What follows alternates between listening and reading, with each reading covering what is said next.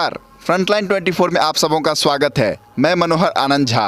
अभी हमारी टीम पहुंची हुई है झंझारपुर प्रखंड के पिपरौलिया पंचायत, जहां पर मुखिया पद के प्रत्याशी लाल मोहन चौपाल जी हम लोग के बीच मौजूद हैं। आइए इनसे करते हैं हम चुनावी चर्चा। सर्वप्रथम आपका फ्रंटलाइन 24 में स्वागत है। धन्यवाद सर, जो आप हम तक आए और हमारा इंटरव्यू को प्रकाशन करने के लिए आए हैं, इसके लिए मैं धन्यवाद प्राप्त करता हूं आपको। लाल मोहन जी, आप पूर्व से विद्यार्थी हैं और कुछ व्यापार भी करते हैं, तो आपके मन में क्या विचार आया जो इस बार आपको मुखिया पद जैसा गरिमामय पद होता है उसमें खड़ा होने का विचार आया? सर देखिए, मैं जो पंचायत में आने का एक ही रीज़न है, जो मैं जब देख रहे हैं वहाँ पे जितना भी सरकारी योजना आता है हमारे पब्लिक तक सुचारू रूप से नहीं पहुँच पाता है। मैं चूँकि एक छोटा बिजनेस करता हूँ और गांव में ही रहता हूँ, मैंने बहुत सालों से देखा हूँ जो जैसे भी सरकारी फंड हो वह सुचारू रूप से नहीं लागू हो पाता है। इसके लिए मैंने जब मेरे गांव में खुद हमारा जो पब्लिक था उन्होंने कहा जो तुम समाजसेवी का काम भी कर रहा है और इसलिए जो देख रहे हैं बहुत सारा कैंडिडेट है जो इसके इतना नीचे नहीं आ पाता है, कार्य करने का इतना चेष्टा नहीं रख पाता है, तो आप आओ और आप अगर आइएगा तो निश्चित है जो पंचायत का विकास के लिए कार्य होगा। इसी को उद्देश्य को लेकर मैंने मुखिया पद का जो है चुनाव किया और जो है इसके लिए मुखिया पद से मैं लड़ रहा हूँ। आपने खुद कहा कि आप व्यापार भी किए थे और समाज सेवा भी किए थे, तो समाज सेवा के नाम पे आपने क्या क्या किया है जिससे आपको जनता वोट करे? जैसे कि देखिए, मैं एक छोटा दुकान भी है और CSC सेंटर मैं चलाता हूँ, कॉमन सर्विस सेंटर।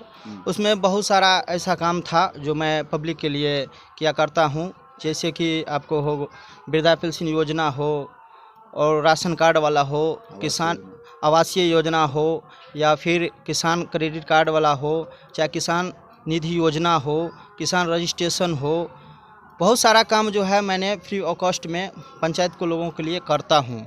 इसी के दम पे और विश्वास पे मैंने फैसला किया जो मैं ऐसे तो कर रहा हूँ और अगर पंचायत में आ जाऊँगा तो एक अच्छी तरह से पूरे पंचायत के लिए मैं कार्य कर सकता हूँ। सरकार की बहुत सारी महत्वाकांक्षी योजनाएं हैं, हर घर नल योजना, आवास योजना, वृद्धावस्था पेंशन योजना, मनरेगा, इन सबों की क्या स्थिति है आपके पंचायत में? सर देखिए, बहुत ख़राब स्थिति है हमारे पंचायत में। मेरे पंचायत के अंतर्गत 14 वार्ड आता है और टोटल को मिला दिया जाए तो मैक्सिमम 2.5 से 3 करोड़ का नल जल योजना का बजट आया था, टेंडर पास हुआ था।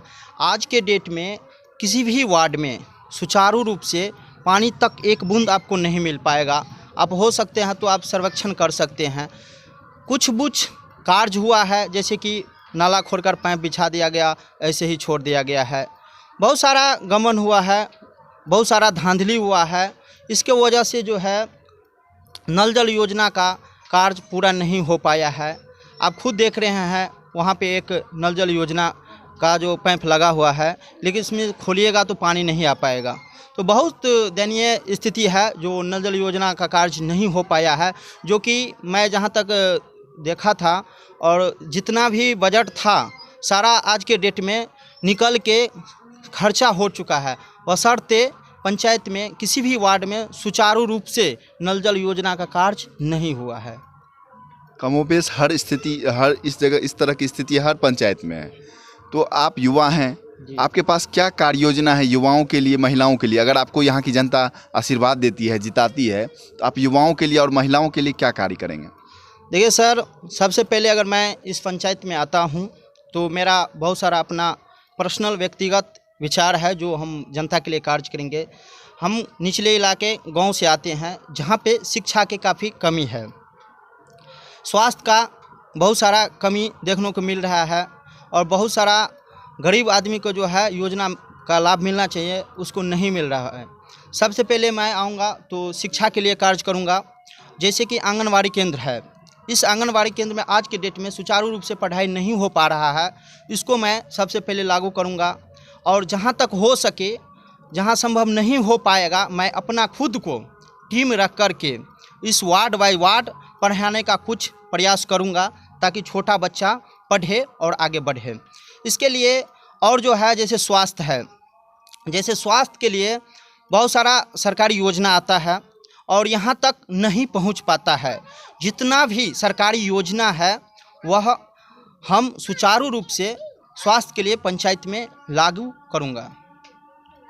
और अगर आपको यहाँ की जनता आशीर्वाद देती है तो आप पशुओं के लिए, यहाँ पे पशुओं की संख्या ज़्यादा है, तो क्या पशुओं के लिए पशु शेड बना है या जियो टैग का उस तरह का कुछ काम हुआ है यहाँ पे?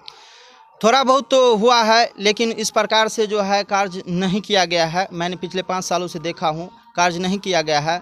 जिस प्रकार से मेरे निचले इलाका में बाढ़ आ जाता है तो पशुओं को बहुत सारा बीमारी से संक्रमण करना पड़ता है और हमारे जनता को अपना पैसा दे करके इसका जो है पैसा दे करके उसको खुद से करना पड़ता है। तो इसके लिए नहीं, जो सरकारी योजना आता है या फिर हो मेरे फंड से हो तो मैं इसके लिए भी कार्य करूंगा और पशुओं को भी जो इलाज के लिए जो है अपना टीम का गठन करूंगा। यहाँ के पूर्व के जो मुखिया जी हैं उनके कार्यकाल से कितना यहाँ की जनता या आप खुश हैं, कितना अंक देते हैं हमको? देखिए, यहाँ 5 साल से बहुत ही दुष्ट प्रकार का राजनीतिक हो रहा है। इतना योजना आने के बाद भी यहाँ पे कोई भी कार्य नहीं हो पा रहा है।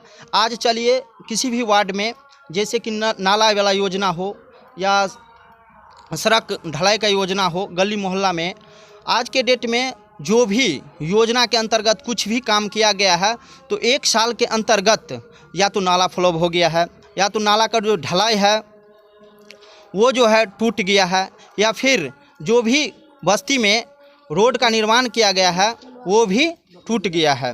तो बहुत सारा इसमें जो है धांधली हुआ है और कार्य नहीं हो पाया है। और अंत में आप अपने जनता से क्या अपील करेंगे कि जब वो आपको वोट करे? आपका चुनाव चिन्ह क्या है? मेरा चुनाव चिन्ह चिमनी छाप है। अगर मेरे जनता हम पे विश्वास करता है तो मैं इनके लिए अच्छे तरह से पंचायत में विकास का कार्य करूंगा और इसका जो है आभारी रहूंगा। अपील आप जनता से क्या करेंगे जब आप जाते हैं लोगों के बीच? क्या अपील करते हैं कि पहली बार चुनाव लड़ रहे हैं, कुछ तो अपील करते होंगे?